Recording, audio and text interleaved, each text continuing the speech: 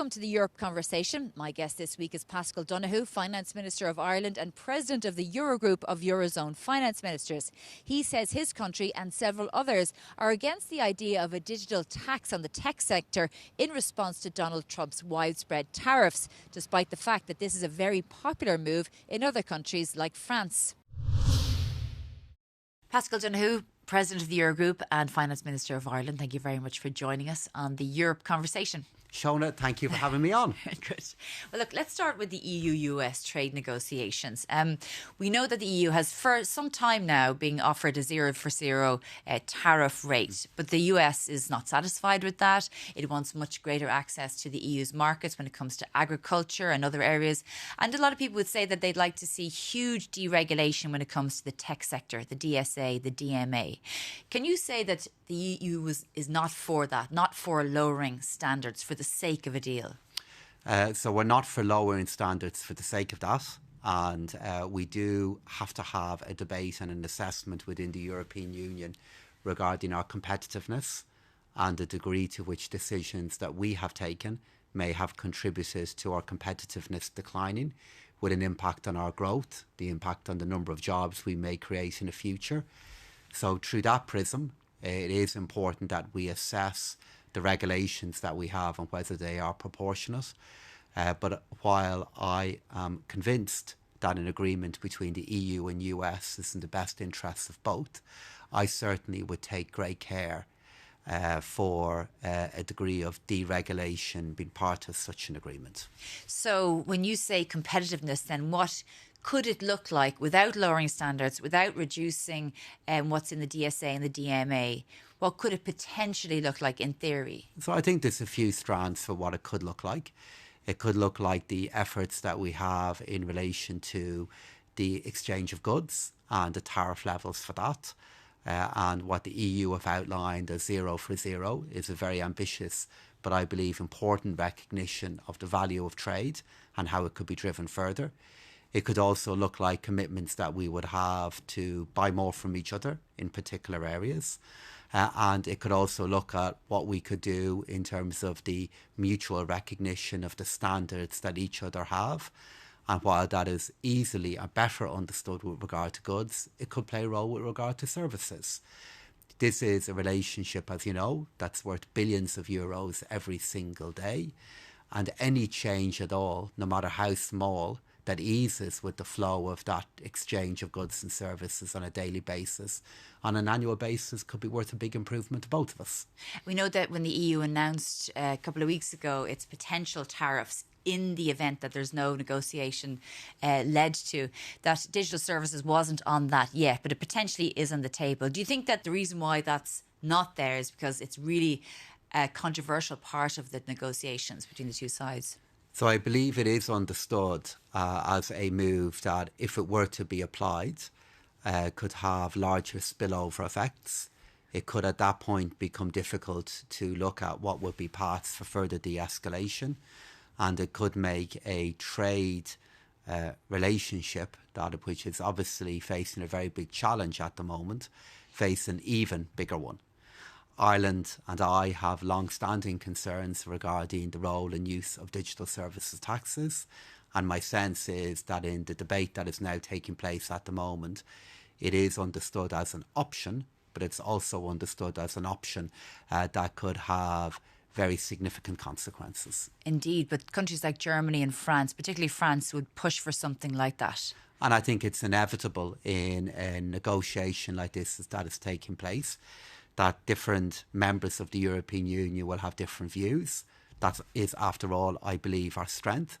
And what we will do is listen to each other and find a balanced outcome regarding options that we may need to take now and other options that we might need to consider in the future. But I think it is fair to say that there are a group of countries within the European Union that would have significant concerns regarding the use of DSTs and the spillover effects that it could have on the trade negotiations and the health of the economic flows between the EU and US. We know that the EU is also saying that regardless of what is the outcome of the next negotiations, it needs to seek stronger association with other markets, whether it's Canada and so on. But do you see there might be a renewal of the EU-China relationship as part of this? We have acknowledged that China can be a partner in many areas, but we've also acknowledged that in other areas they do pose challenges for the European Union. And I think that it continues to be the right balance. It is absolutely inevitable as we look at the unfortunate trade tension that is taking place between the US and the European Union. The European Union will look at other ways in which it can generate and deepen trade. We'll do that twofold. Firstly, through our own single market and our trade with each other. And secondly, looking elsewhere in the world and looking at deeper trading relationships that we can have there. I think it's important, however, to be realistic, to say that new trading agreements with other parts of the world, at least in the short term, aren't comparable to what we might be able to get out of the single market.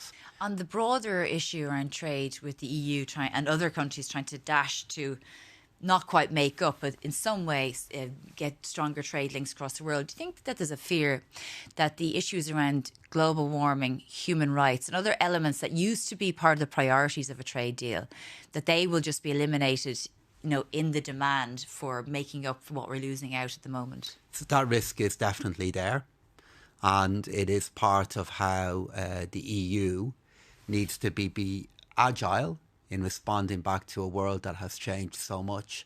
But we do have to stand by particular values and ways of engaging with the world that are important to us. I think it is likely in trade negotiations that will happen elsewhere, that the reference that those particular issues would have got will, I fear, go down.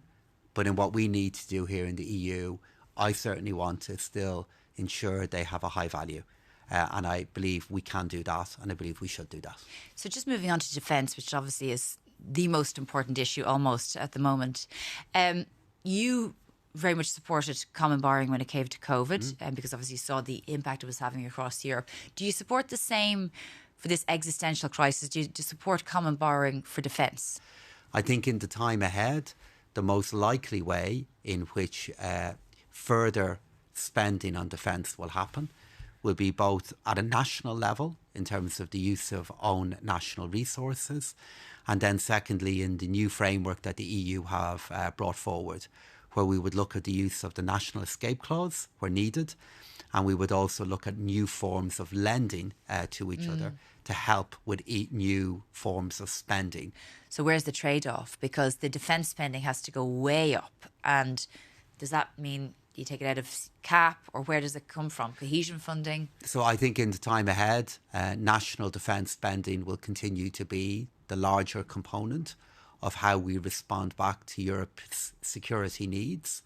I hope and I expect from the discussions that I can see happening that will be happening in a more coordinated way that has happened in the past.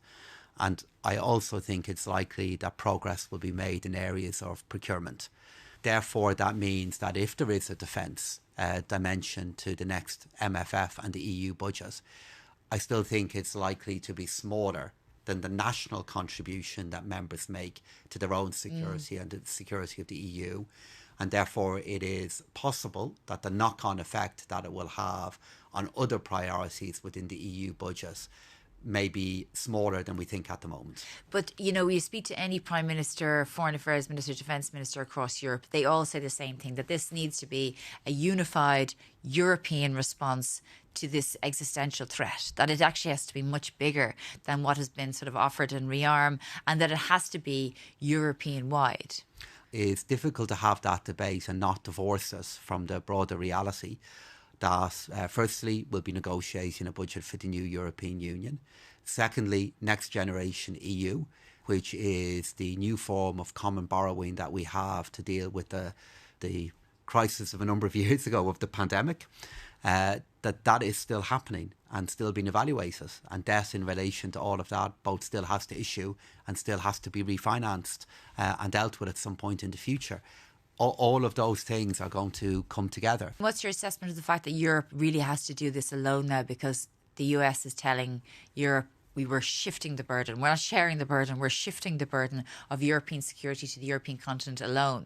I think that logic applies to so many elements now of the European Union, which is why I made the point to you there, Shona, that we can't have the debate about defence and security, as existential as it is, but have that debate without reference to very other big things that are going to happen now with regard to the EU. But a theme of what is now happening is the rules, the institutions that were set up in the aftermath of World War II, set up with American leadership. They're now being challenged, they're being contested. The institutions that we know, the rules in relation to trade and tax, are all now open for renegotiation. That is now what is happening. Was Macron and Draghi right when they said Europe is mortal and it could die? All political order is mortal. All political order, if not capable of dying, is capable of declining. That is one of the many lessons that we have from the study of history. The European Union is no different. If you believe progress is inevitable, you're on your way to seeing that progress decline. Okay, just finally, you're coming up to the end of your second term as president of the Eurogroup. You're running for a third term. Have other countries declared that they are going to run against you, or what's the situation?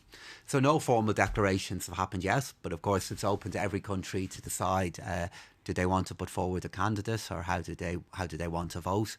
I'm really encouraged by the level of support that I have at the moment, but really all my focus is on completing my current mandate, which takes me all up to July, and then on the basis of my track record asking countries to continue to support me in that work.